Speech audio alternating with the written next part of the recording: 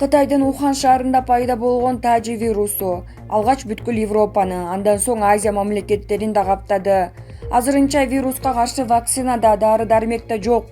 Андыктан ар бир өлкө бүткүл дүйнөлүк саламаттыкты сактоо уюмунун көрсөткөн алгоритмин аткаруу менен гана ооруга туруштук берүүгө аракет жасашууда. Ал арада эксперттер айдыңында коронавируска байланышкан ар түрдүү ой-пикирлер пайда боло баштады. Арасынан COVID-19 вирусу ысыкта жоголобу же жокпу деген суроонун айланасында бир топ талаш пикирлер жаралып, ал эксперттерди эки жаатка бөлдү. Алсак Экс-Марсель университетинде эмгектенген Реми Шарел жана анын кесиптештери коронавирусту өлтүрүү үчүн 92 градус ысык температура керек деген тажрыйба жүргүзүп аныкташканын билдиришкен. Ал эми дүйнөгө белгилүү вирусолог, полиомиелит оорусуна каршы вакцинаны тапкан профессор Жюльет Тара коронавирус пандемиясы жай мезгилинде токтошу мүмкүн экендигин айткан. Коронавирус кадимки мезгилдүү куш тумоосу сыяктуу жер жүзүндө калышы мүмкүн. Аны менен күрөшүүдө вакцинаны күтпөш керек. Вирустун симптомдорун жоготуу үчүн дарылоо жүргүзүү жетиштүү. Африка мамлекеттеринде вирустун жайылбай жатышты. Вирустун өрчүшү күн ысыганда токтойт дегенге негиз берет, деди вирусолог. Вирус каттала элек өлкөлөрдүн арасында Африка мамлекеттери да бар. Кыргызстанда дагы 23 адамдан коронавирус аныкталып, жалпы саны 489 жетти. Бул тууралуу Саламаттык сактоо министринин орун басары Нурболот Үсөнбаев брифинг учурунда билдирди. Бишкек шаарында 14, Чүй областында 1, Ысык-Көл областында 2, Ош областында 4, Ош шаарында 2 учур катталды. Анын 15 аял болсо 8 эркек киши. Учурда ооруканада 370 адам дарыланууда. Алардын ичинен 4 жандандыруу бөлүмүндө, деди Үсөнбаев.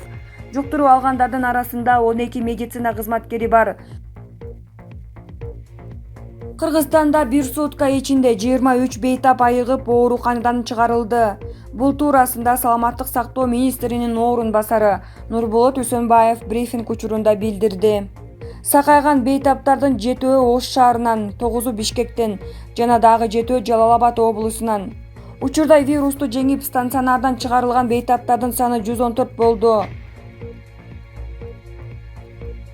Республикалык штабтын алдындагы Help Check It COVID Check It KG сайтына коронавирус менен күрөшүү үчүн элден канча акча чогулуп, ал каражат кайда жумшалганы тууралуу отчет жарыяланып турат. 16 апрель кечки саат 18:00 карата Саламаттык сактоо министрлигинин эсебине 128 миллион 770,6 миң сом келип түшкөн. Анын ичинен медицина кызматкерлерине кошумча эмгек акы төлөө үчүн 7 миллион 735,5 миң сом бөлүнгөн. Калган эсеп сакталуу бойдон турат. Ал эми эмгек жана социалдык өнүктүрүү министрлигинин эсебине 14 миллион 715,7 миң сом которулган. Бүгүнкү күндө анын 13 миллион 380 миң сому сарпталды. Бул каражат муктаж адамдарга азык-түлүк алуу үчүн Ош, Бишкек, Жалал Абад, Нарын шаарларынын мэрияларына, өкмөттүн Чүй областындагы өкүлчүлүгүнө жана Ноокат райондук акимчилигине берилген. Бишкек шаарынын мэриясынын эсебине 3 миллион 212,5 миң сом чогулган. Учурда анын 2 миллион 520,8 миң сому коротулду. Сайтта акча Ала Мүдүн базары менен Народный дүкөнүнө которулганы көрсөтүлгөн. Мэрия калкка жардам берүү үчүн азык-түлүктү ушул жактан алышы мүмкүн, бирок бул туурасында так жазылган эмес. Чогултулган каражаттар тууралуу Республикалык штабтын алдындагы Help Check It COVID Check It KG сайтынан кенен тааныша аласыз. Жардам иретинде акча которууну каалагандар үчүн дагы эсептин реквизиттери жазылган. Медицина тармагы боюнча Адис Айбар Султангазиев саламаттыкты сактоо тармагындагы жетекчилер коронавируска байланыштуу Кыргызстандагы чыныгы кырдаалды жашырып жатканын айтып чыкты. Элге туура эмес маалымат берүү согуш учурунда душманды адаштырып, канча аскерин куралың бар экенин билдирбеш үчүн пайдасын тийгизиши мүмкүн. Бирок азыр биз коронавирус менен согушуп жатабыз. Ошондуктан эл, өкмөт туура чечим кабыл алыш үчүн так маалымат керек. Анык маалыматтын жоктугу вирус менен күрөшүүдө зыянын тийгизет, деди Султангазиев.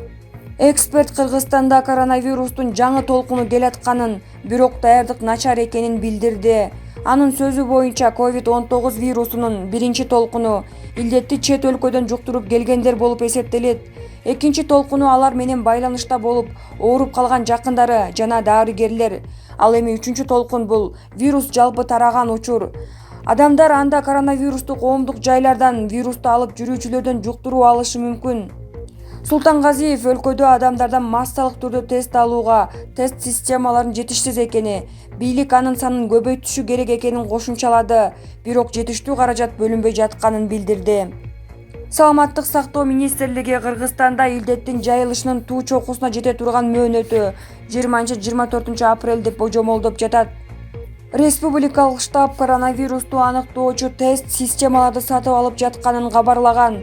Ошондой эле эл аралык уюмдардан жана бир катар өлкөлөрдөн жардам катары тесттер, медициналык каражаттар келип жатат. Штаб өлкөдөгү эпидемиологиялык абал боюнча күн сайын брифинг учурунда маалымат берүүдө. 17 апрелге карата өлкө ичинде дагы 12 медиктен коронавирус аныкталды. Ошону менен вирус жуктуруп алган медицина кызматкерлеринин саны 116га жетти. Бул тууралуу Саламаттык сактоо министринин орун басары Нурболот Үсөнбаев брифинг учурунда билдирди. Анын айтымында бүгүн коронавирус аныкталган медиктердин 7-өө Бишкектен, 4-өө Ош облусунан, анын ичинен 3-өө Ноокат, 1-өө Өзгөн районунан табылган. Ош шаарынан 1-өө бар. Илдетти жуктуруп алган жалпы медиктердин 38-и дарыгер, 46-сы орто билимдүү медицина кызматкерлери, калган медициналык кызматкерлерде иштеген адистер, деди Үсөнбаев. Кыргызстанда коронавирус жуктуруп алгандардын саны 489га жетти. Өткөн суткада Бишкекте доллар менен евронун баасы сомго карата жогорулап, алтын куймалары дагы кымбаттады. Күйүүчү май баасын өзгөрткөн жок. АКШ акчасын сатып алуу 80, сатуу 80,7 сом, еврону сатып алуу 84,40, ал эми сатуу 90,2 сомго байланып жатат. Рубль наркы 1 сомдун тегерегинде кармалып турат. Күйүүчү майдын баасы мурдагы бойдон АИ 92 үлгүсүндөгү бензиндин 1 литри 38 сомдун тегерегинде, ал эми АИ 95-42 сомдон сатылууда. Алтын куймаларынын 1 граммы 45 сомго бааланды. Эске салсак, 2015 жылдан тарта Улуттук банк алтын куймаларын сатыкка чыгара баштаган. Бул кыргызстандыктардын топтогон акчасын алтынга салууга көмөктөшүү максатында жасалган болчу. Алар ар башка граммдагы 6 түрдүү уютмадан турат. Салмагы 1ден 100 граммга чейин. Уютма сатуу башталгандан бери 220 килограмм алтын соодаланган. Мамлекеттин башкы банкы алтын уютмаларын элге сатып гана тим болбостон аны сатып да алат. Баал Лондондогу Баалуу металлдар ассоциациясынын кечки фиксингине карата ар күн сайын куюлуп турат.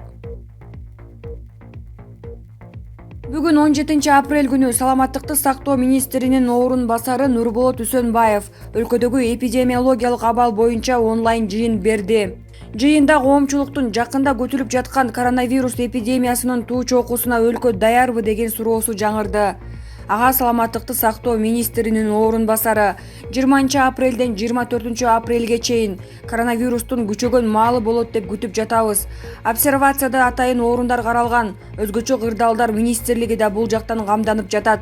Кошумча орундуктар жетиштүү санда даярдалат, деди Үсөнбаев. Чүй облусунун Арал айылында 5 жаштагы кызга ырдык көрсөткөн делинген жаран кармалды. Бул тууралуу Чүй ОИБинин маалымат кызматынан билдиришти. Окуя тууралуу маалымат башкармалыктын нөмөр бөлүмүнө 15 апрелде саат 10:41 чамасында келип түшкөн. Анда Арал айылында 5 жаштагы кызга карата ырдык көрсөткөнү тууралуу айтылып, жерине ыкчам тергөө тобу барышкан. Милиция кызматкерлери окуя болгон жерге барышканда 28 жаштагы Эна аттуу келин айылдашына карата чара көрүүнү суранып арыз жазган. Анда 14 апрель саат 14:00 чамасында арыздануучунун 2014 жылы туулган кызына карата айылдашы сарайлардын биринде ырдык көрсөткөнү айтылган. Бул факт кылмыштардын жана жоруктардын бирдиктүү реестрине 165 берене менен катталып, сотко чейинки өндүрүш иши ачылган. Ыкчам тергөөнүн жүрүшүндө милиция кызматкерлери тарабынан шектүү делинген 28 жаштагы ША кармалып, Токмок шаардык убактылуу кармоочу жайына киргизилди. Учурда тергөө иштери уланууда, дешти маалымат кызматынан. Туркияда калган кыргызстандыктар 17 апрелге караган түнү Стамбул-Бишкек авиа каттамы менен Кыргызстанга учат деп күтүлүүдө. Бул тууралуу Азаттыкка Жогорку Кеңештин эл аралык иштер, коргоо жана коопсуздук боюнча комитетинин төрагасы депутат Исхак Пирматов билдирди. Мендеги маалымат боюнча учак Туркиядан түндө учканы жатат. Өкмөт менен да сүйлөштүм. Андан тышкары Новосибирск шаарындагы кыргызстандыктарды да алып келүү боюнча иштер жүрүп жатыптыр, деди Пирматов. Анын сөзүнө караганда, Туркиядан учак 17 апрелде түнкү саат 3-тө учат. Кыргызстандын жарандык авиация агенттиги рейсти кабыл алууга уруксат берди.